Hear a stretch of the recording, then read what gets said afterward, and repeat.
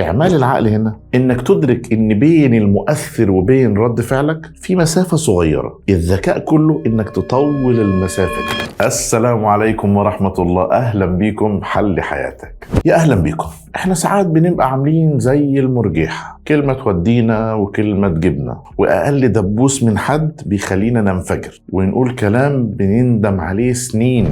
المشكلة إننا بنفتكر إن العصبية قوة وشخصية، بس الحقيقة إن اللي بيفقد أعصابه هو أول واحد بيخسر الموقف. النهاردة بقى نعرف إزاي تطول فتيل صبرك وتكون أنت القائد في وقت العاصفة. علم النفس بيقول إن في حاجة اسمها اختطاف اللوزة الدماغية، يعني الجزء المسؤول عن المشاعر في مخك بياخد الباور كله من الجزء المسؤول عن التفكير، فبتتصرف كأنك إنسان بدائي في غابة. إعمال العقل هنا إنك تدرك إن بين المؤثر وبين رد فعلك في مسافة صغيرة. الذكاء كله إنك تطول المسافة دي.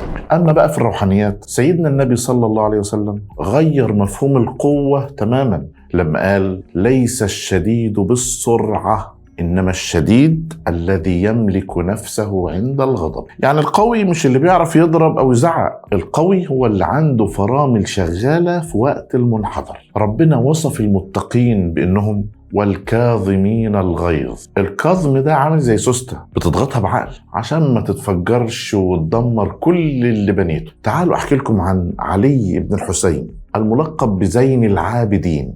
كان عنده جارية بتصب عليه المية عشان يتوضى، فالإبريق وقع من إيدها وشج وجهه. البنت خافت وبذكاء قالت: والكاظمين الغيظ. قال لها: كظمت غيظ. قالت له: والعافين عن الناس. قال لها: عفوت عنك. قالت له: والله يحب المحسنين. تخيلوا عمل ايه؟ قال لها: اذهبي فأنت حرة لوجه الله. الراجل ده ما كانش بارد، ده كان سيد أعصابه. حول موقف كان ممكن يقلبه خناقة لعمل إنساني عظيم، خلاه يرتفع درجات عند ربنا وعند نفسه. هو ده الفرق بين اللي بيمشي ورا غريزته واللي بيمشي ورا روحه. يا صاحبي، العصبية في الغالب بيبقى شكلنا فيها مضحك، صدقني بعد ما نهت. تخيل شكلك وانت بتزعق وعروقك نفرة عشان ركنة عربية أو عشان ملح زيادة في الأكل. هل الموضوع ده يستاهل انك تحرق خلايا مخك عشانه؟ صدقني مفيش حاجة في الدنيا تستاهل انك تخسر وقارك وصحتك عشانها. تمرين النهاردة اسمه تغيير الكادر. اول ما تحس ان الدم بدأ يغلي في عروقك،